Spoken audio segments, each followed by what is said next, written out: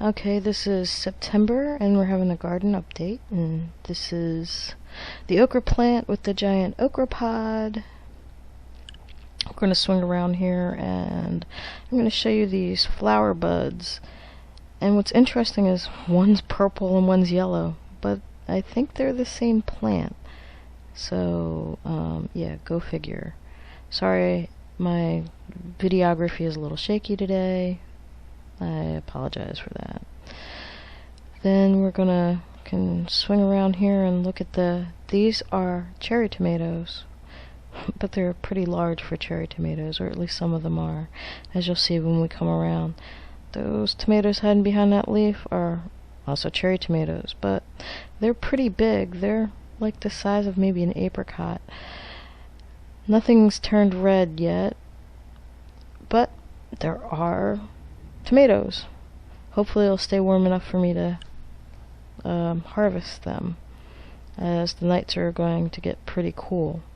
This is the basil. I've taken about 3 cuttings from them in the last, I don't know, week and a half.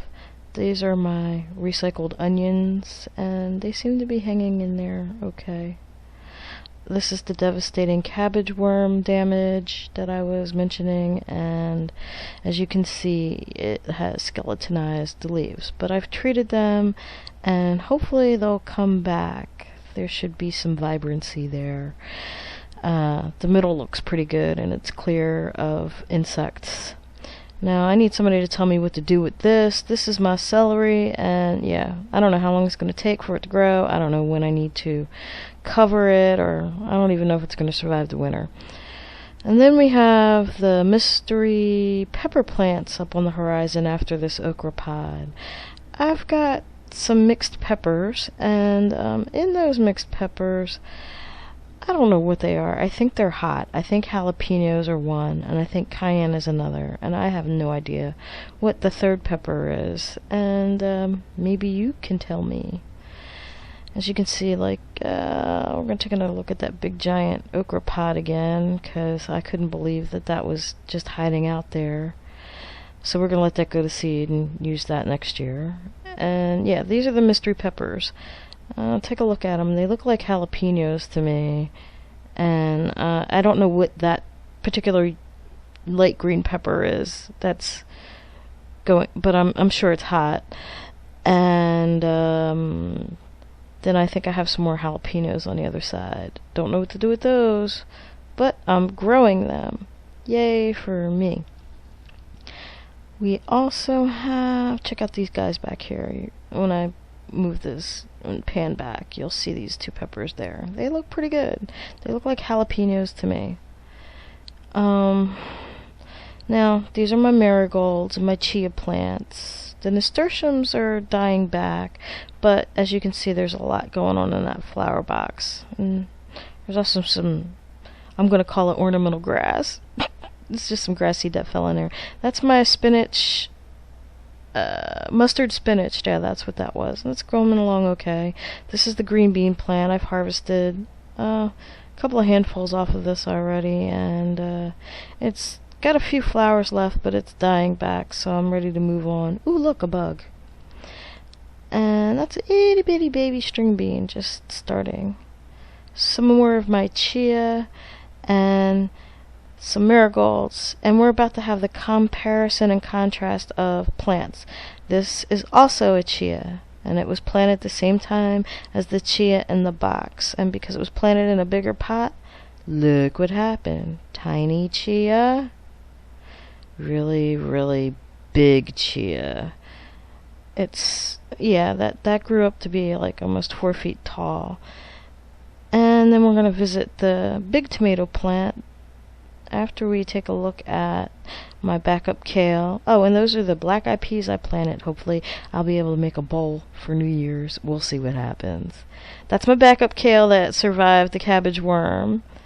And yeah, remember the peas from a few weeks ago? This is what they look like now.